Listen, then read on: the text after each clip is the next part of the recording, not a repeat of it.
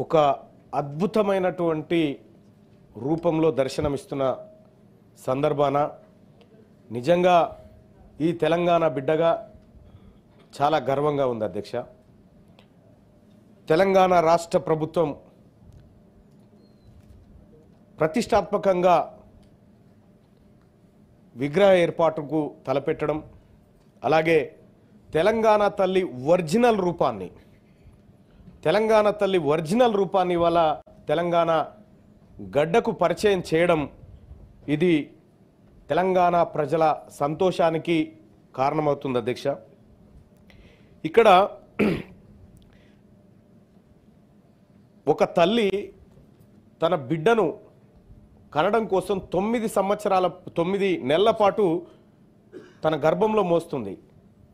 తెలంగాణ తల్లి 6 దశాబ్దాల పాటు ఈ తెలంగాణను మోసి ఇవాళ మనకు ప్రత్యేక రాష్ట్రాన్ని ఒక బిడ్డగా మనకు అందించినటువంటి శుభ సందర్భంలో తెలంగాణ తల్లి ఆకాశమంత ఎత్తుకు ఆ తల్లి విగ్రహం ఉండాలని చెప్పి తెలంగాణ బిడ్డలుగా మనం అందరం కోరుకోవడం సహజం, కోరుకోవాలి కూడా.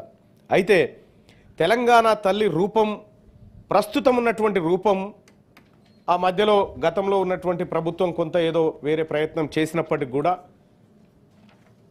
ఆలేరు నియోజకవర్గం, రాజాపేట మండలం, బేగంపేటలో ఇప్పుడు ప్రస్తుతం ఉన్నటువంటి రూపమే ఆ రోజు ఆ తెలంగాణ తల్లి విగ్రహంగా పెట్టడం జరిగింది.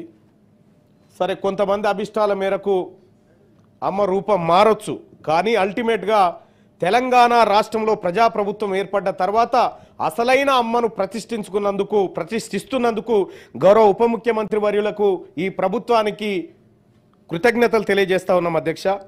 ఇంకొక చిన్న సలహా ఏంటంటే అధ్యక్ష, ఇక్కడ సెక్రటేరియట్ దగ్గర మనం 17 అడుగుల విగ్రహాన్ని పెట్టుకుంటా ఉన్నాం. దాని ముందే తెలుగు తల్లి ఫ్లైఓవర్ అని ఉంది అధ్యక్ష. దాన్ని దయచేసి తెలంగాణ తల్లి ఫ్లైఓవర్గా మారిస్తే సంపూర్ణంగా ఉంటుందని చెప్పి నా అభిప్రాయం అధ్యక్ష. ఎందుకంటే ఆ తల్లిని ఈరోజు అది జరిగితే ఇంకా బాగుంటుంది అనేది గౌరవ మంత్రివర్యులకు తమరి ద్వారా తెలియజేస్తా ఉన్నాం అధ్యక్ష. ఇక పచ్చదనం అధ్యక్ష, తెలంగాణ తల్లి వస్త్రం చూస్తూ ఉంటే అందులో మాకు బాయికాడ బాలమ్మ దేవత కనిపిస్తూ ఉంది అధ్యక్ష, మా పోచమ్మ తల్లి కనిపిస్తూ ఉంది, మా మైసమ్మ తల్లి కనిపిస్తూ ఉంది. అందులో ఆ గుండ్లు, ఆ తర్వాత ఆమె తిలకము, ఆమె బొట్టు ఏదైతే ఉందో మా తల్లిని చూసినట్టుంది అధ్యక్ష.